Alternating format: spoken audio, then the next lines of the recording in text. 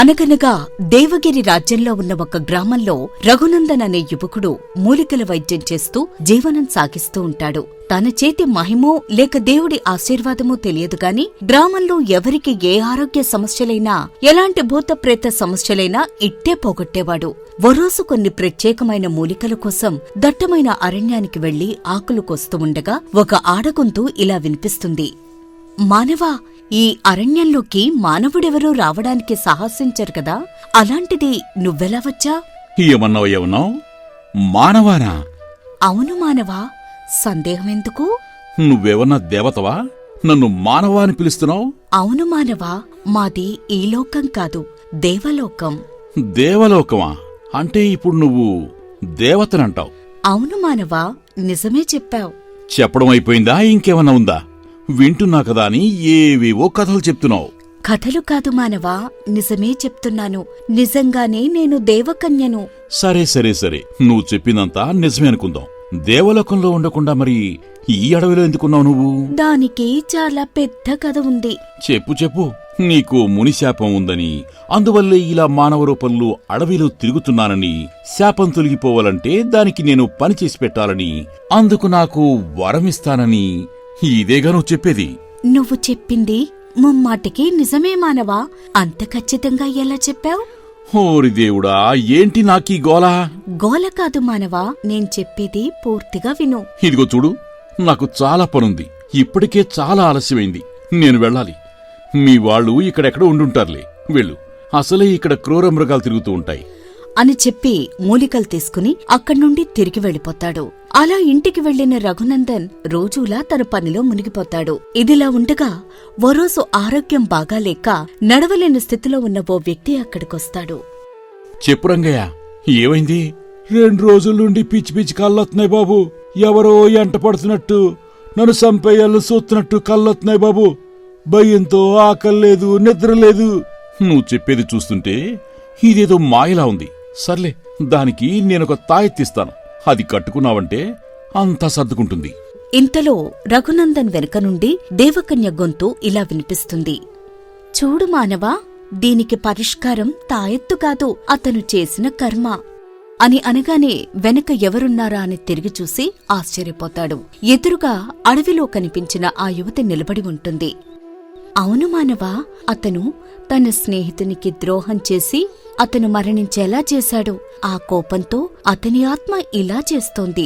కావాలంటే ఒకసారి అడిగి చూడు. చూడు రంగయ్య, దీనికంతటికీ కారణం నువ్వు చేసిన పాపం. నేనే పాపం చేశాను బాబు. రంగయ్య, మనం చేసిన తప్పులు ఎవరూ చూడరు అనుకుంటాం మనం, కాని దైవం చూస్తూనే ఉంటుంది. నీ వల్ల నీ స్నేహితుని జీవితం నాశనమైంది, అవునా?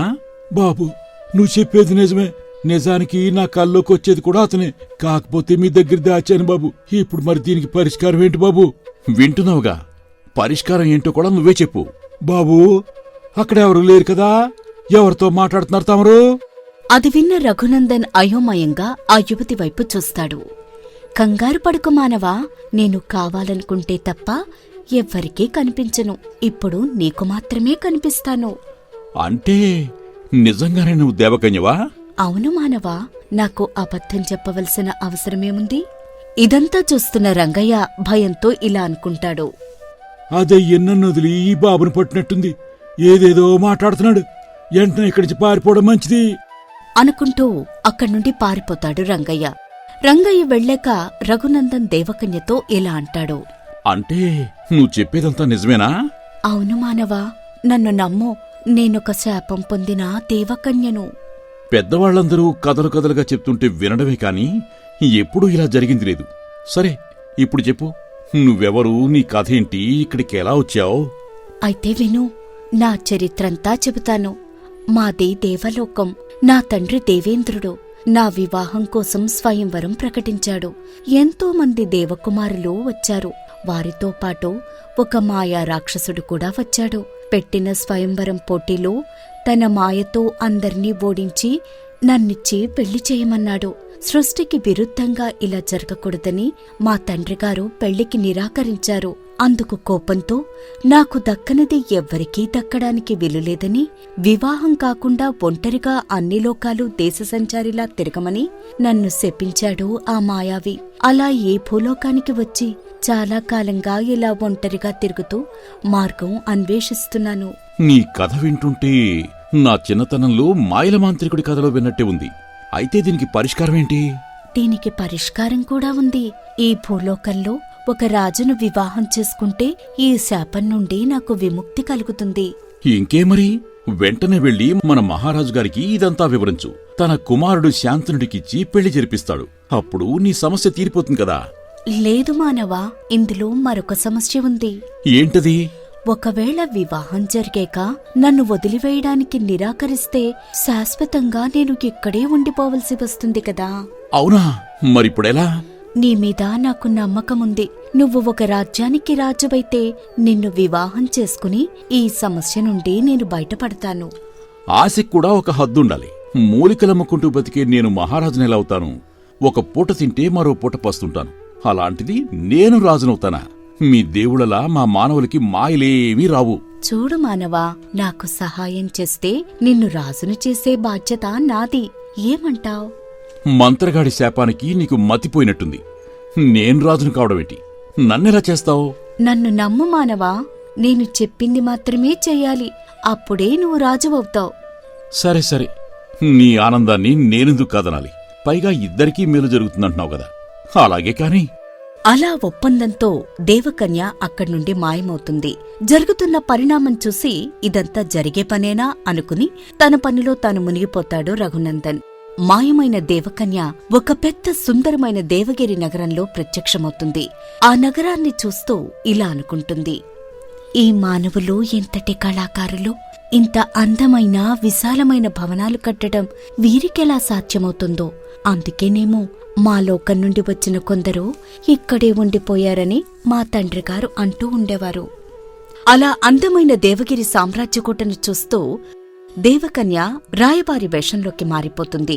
అలా ఆ వేషంలో ద్వారపాలకుడికి మహారాజుని కలవాలనే విషయం చెప్తుంది.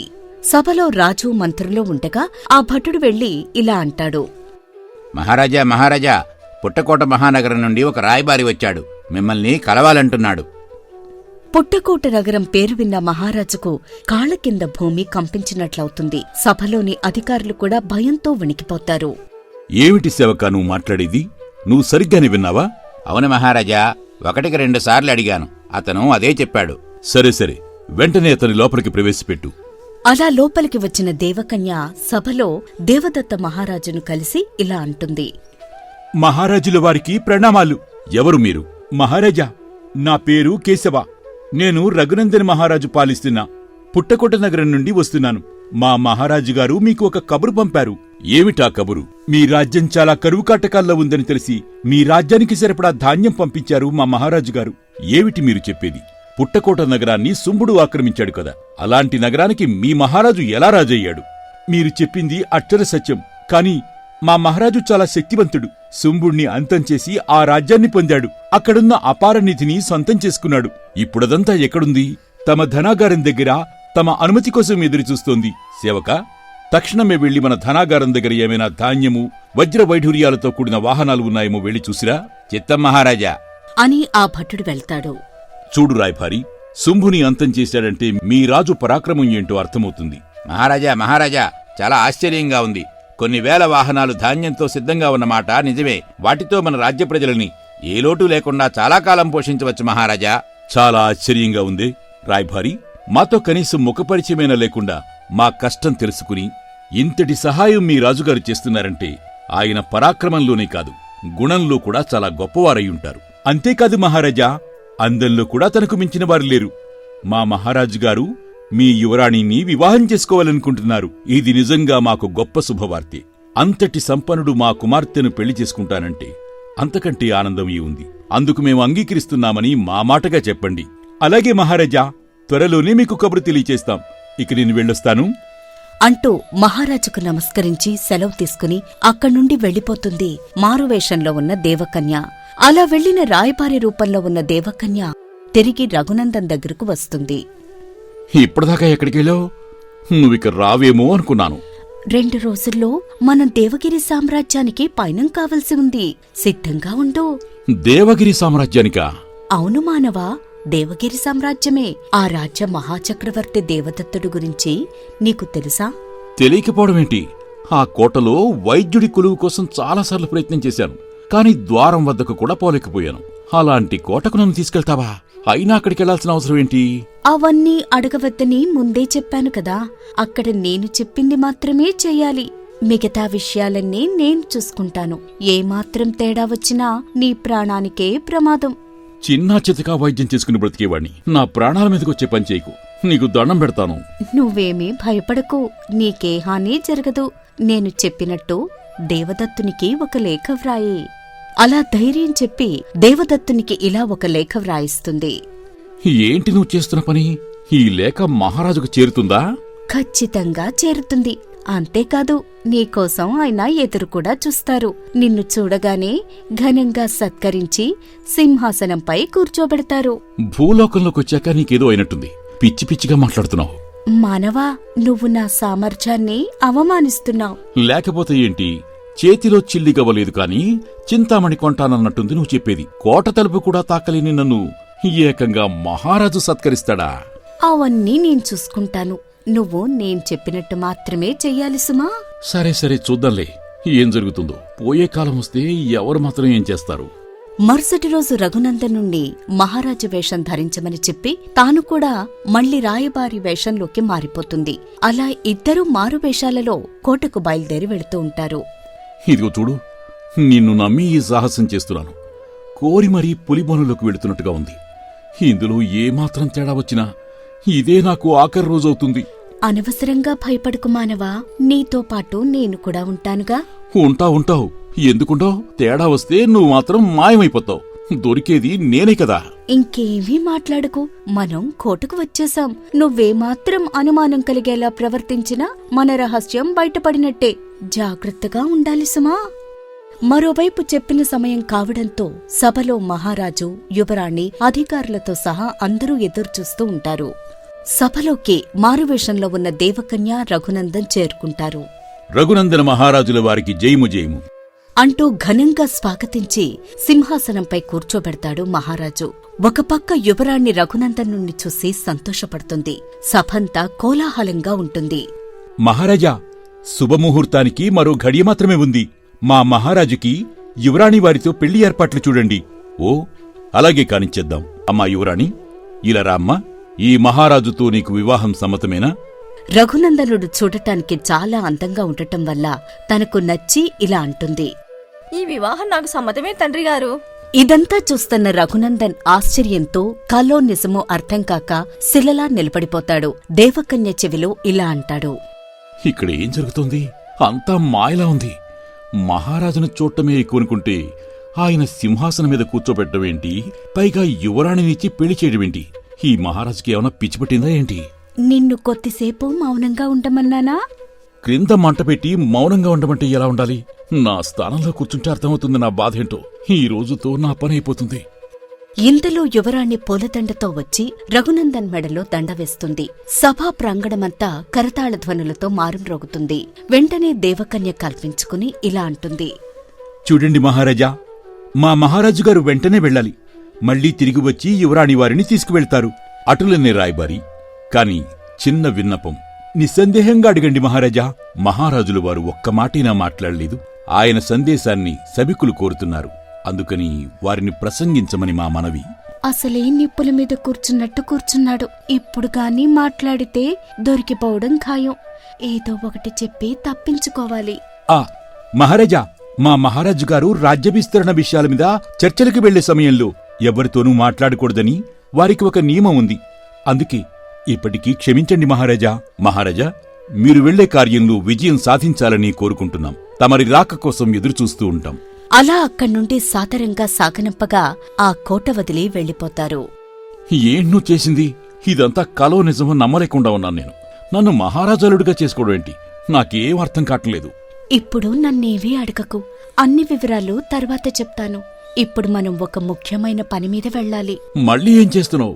ఇప్పటికే నువ్వు పెట్టిన భయానికి నవరంధ్రాలు మూసుకుపోయాయి. మళ్ళీ అలాంటిదేదైనా చేసావంటే ఈసారి నా పై ప్రాణాలు పైనే పోతాయి. ఏదైనా ఉంటే ముందే చెప్పు. నేనేం చేసినా మనిద్దరి మంచి కోరే చేస్తాను. నువ్వు భయపడకు మానవా. సరే సరే, ఇప్పుడేం చేయాలో చెప్పు.